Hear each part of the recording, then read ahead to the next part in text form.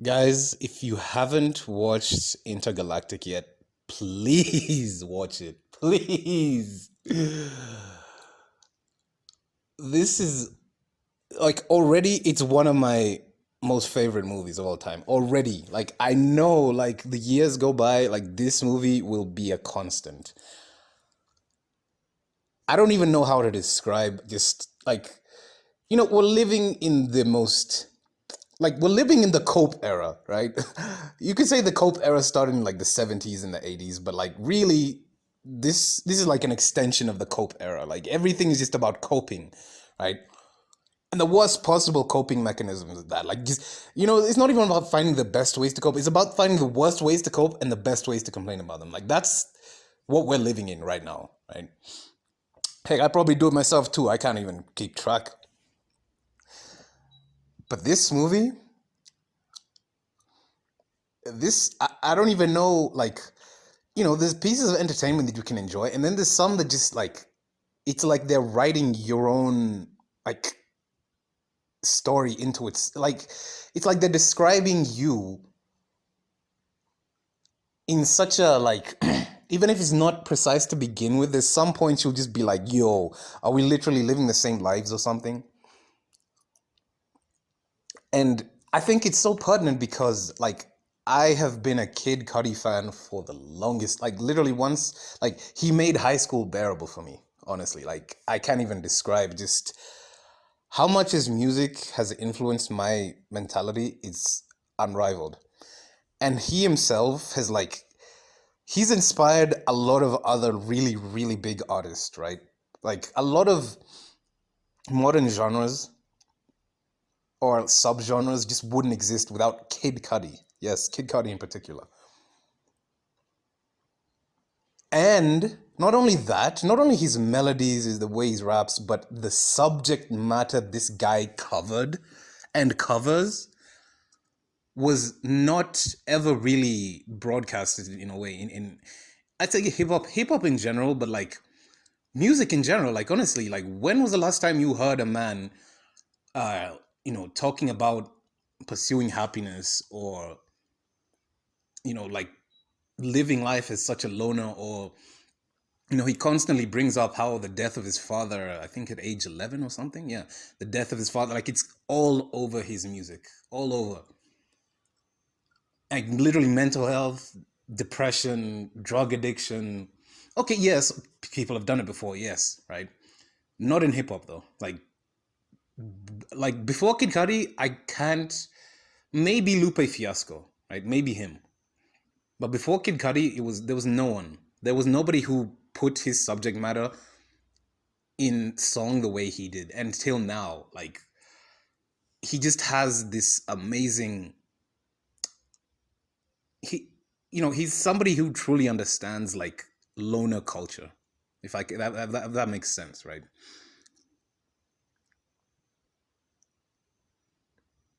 He's never like copied other artists. He like you can almost tell the kinds of like even the musical notes this guy will use in his music is something that only he like he's stylized it, right? You hear it somewhere else and you'll know like this guy's definitely been inspired of Kid Cudi. But this movie in particular was just so like it really filled me with the kind of hopium that I thought was long extinct. And I think it's really good to have hopium. Copium, bad. Hopium, good, right? You're still getting high, right? Just off hopium. And everything in this movie from start to finish, the way he uses the soundtracks and its albums, like he pulls it from songs from his previous albums, which I've also heard, like from like the word go, I'm like, this is just absolutely amazing. Like it's just so it was so immersive. And especially it's especially so pertinent when like nowadays even the idea of a relationship is just it'll cause like a visceral vomiting response from a lot of people, right? But you can see that the way he I don't want to spoil it. I don't want to spoil it at all. But to give you the general synopsis of it, it's there's a guy who, oh man, he created a comic, and he's trying to get hired in a really big comic book franchise company, whatever. Yeah. And he ends up meeting his ex-girlfriend, but then along the story he ends up meeting like a new woman, and it just like their relationship sort of unravels or whatever. Like it is so like you can really feel that he put this is straight inspired from his life, right? And it's like, as much as I say, if escapism really is the meaning of life in that sense, why not escape on the highest possible hopium levels, right? Escape to the highest hopium levels you possibly can, right? I think you can do that. I think you owe yourself that much, right? It was so like, you can see the there's complexities, there's things that become so complex even when you don't intend them to be. And context can ruin anyone. Like, it literally can ruin absolutely anyone.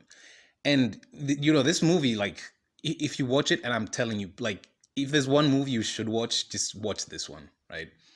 Don't necessarily have to be completely zooted out of your mind to enjoy it, but I would say it helps. Probably it's Kid Cudi, right? So do as you know best. And for somebody who, he was rapping about some very dark topics, Man on the Moon 2 in particular, right? There was the first one, amazing. Man on the Moon 2 is the one that really hit home for me several times. Like, you could feel the amount of desolate and like just really doomerism in his lyrics. Like, his song about well, yeah, he literally made a song called Ghost. He made another one called oh god. Ooh, he made a song called Maniac with a rapper, I think Cage, yeah. And then he also made a mini, like, movie documentary type series along with the song, but it came up a lot later on. And he's so good at talking about these depressing, dark topics, but at the same time, he will make some of the most uplifting music you have ever heard. And it's like a cross genre type of thing. So it's not even necessarily just hip hop. Sometimes it's rock, sometimes it's like, I don't know, house, or like, can I say house, or like just techno kind of, you know what I mean, right? And it literally, he's not somebody to talk about like drugs or guns or prostitution necessarily in the way that mainstream music does. And yet his influence is still felt to that extent. It's so weird. It's so blatant how people just, they sell their souls, they sell their creativity down the line just for clout and money. And then you have guys like this who, okay, I can't really say whether he has or he's not, but his style is still his style, and it's very distinct. Like, I love the movie, I love the accompanying album as well. It's such it's like a detox from all the garbage music that's out there right now for me, honestly. Like, as much as, you know, I'm not even just a doomer necessarily. I'm not even like, I've gone far beyond doomer level myself, right? But at the same time, it's because I've gone so far down that path that, like, it's whatever I want it to be now. And these kinds of movies, this kind of entertainment, people devalue it a lot because of how much straight garbage there is out there, right? Like I said before, I can't even remember the last YouTube video I watched. I'm actually trying to start remembering what video I watched last because I just consume content just like that, right? I'm pretty sure you do too, right? If you can you remember the last thing you watched on TikTok or Instagram or YouTube, wherever? I bet not, right? Unless you just put your phone down.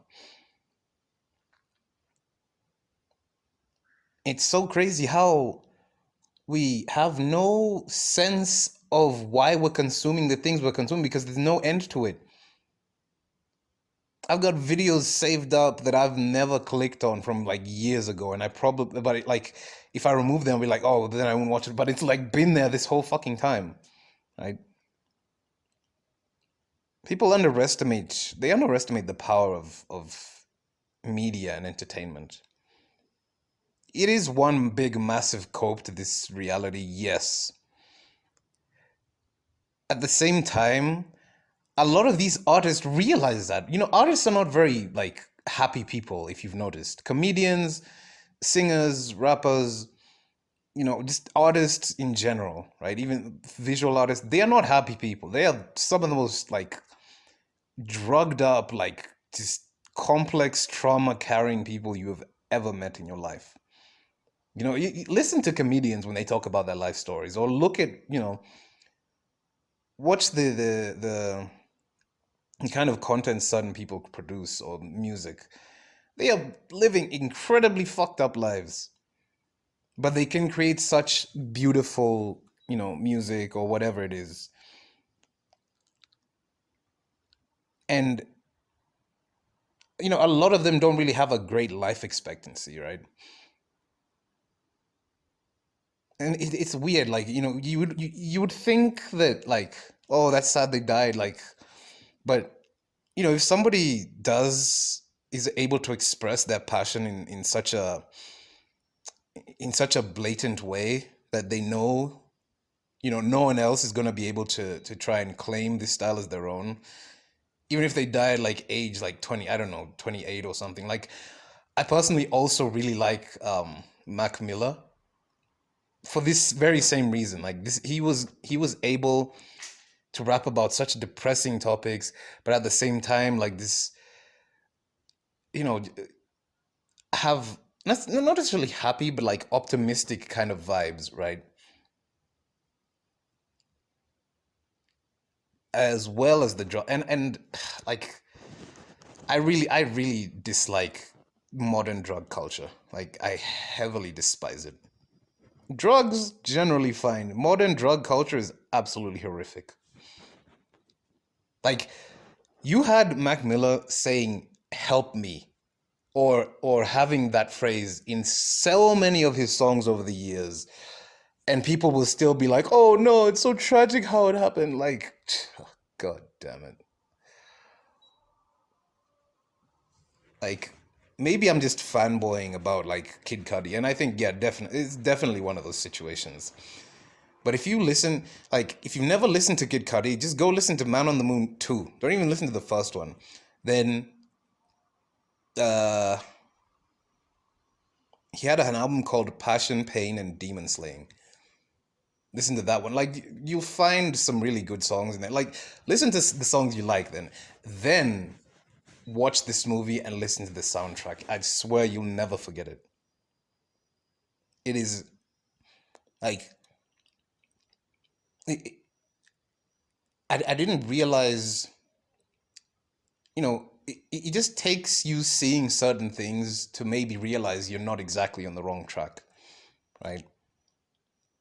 Our lives aren't so different. And if somebody can produce content like this, that, like, from all the people who have watched it, or, who know of Kid Cudi's work and have watched it, it's really something I have no problem calling it a masterpiece. And people will be calling it like, this kind of style and originality and just passion in your art form, it's definitely going to be referenced in the future. Like, I I really, I'm pretty sure I'm going to rewatch this movie. In fact, I'm definitely going to rewatch it sometime this week again. but the whole message behind it, the delivery, you know, it's you can take the content as it is, right? You can feel any kind of way you want about it, of course. If you take the content as it is, I think it's really, it shows how he's come full circle with a lot of his uh life issues. And I've been listening to this guy since I was in high school, like literally 15, 16. And like it's in a way, it's like I've grown up with him as well, right? I'm going full parasocial. I don't give a fuck. His music, I've grown up with his music, that's for sure. But at the same time, the kind of music he's produced, he's also grown up in his art form. And it reflects back on like people like us who listen to him a lot. He, when you have that loner, when you reach the loner audience and you yourself develop, like, it's very, it's, how do I say it? I guess it's very comforting. Like, if you look through any Kid Cudi comment section of one of his songs, like, there'll be like dozens, if not hundreds, of comments saying how this guy helped them, uh, prevented them from like ending their own lives, right? Like all the time you'll see it. Being a doomer isn't bad. What you do with it can be absolutely amazing if you only realize what exactly you're doing. Like I'm just a fan of like I'm a fan of people who can like sort of display their pessimism, I guess, on full, like artistically display their pessimism, right? Maybe I'm using the wrong word in pessimism, but like I don't like how this world subjects people to the kinds of negativity it does, right? And you can say that perhaps I'm one of the issues in that I enjoy the kind of content that uh maybe I'm not even necessarily speaking from like a foreign point of view in that aspect, because I um play piano. Like I've been mostly self-taught. Like I started at age like 12, and it's one of those experiences that learning instruments, especially like the piano, the violin, yeah, I'm a classist piece of shit, sue me. You realize that these instruments are there to play you, right? I understand like music and artistry from a personal point of view in that sense. It's very difficult to maintain your originality and not go like absolutely dirt broke. But as doomerish as we are in this current generation, and for the years going forward, like I keep telling you, I'm invested for the next, like, at least the next decade of human history. I'm so invested for it. Like it's a reason why I keep huffing the hopium, hoping things maybe take a really good drastic turn. Though I do know better, right? But yeah, that was my fanboy special for the week. Again, watch the movie if you haven't. Heck, just even listen to the album. It's all on YouTube, right? The movie is not on YouTube, I think, but the soundtrack, the album is all on YouTube on his channel. Please, do yourself a favor and just huff a little bit of hopium today.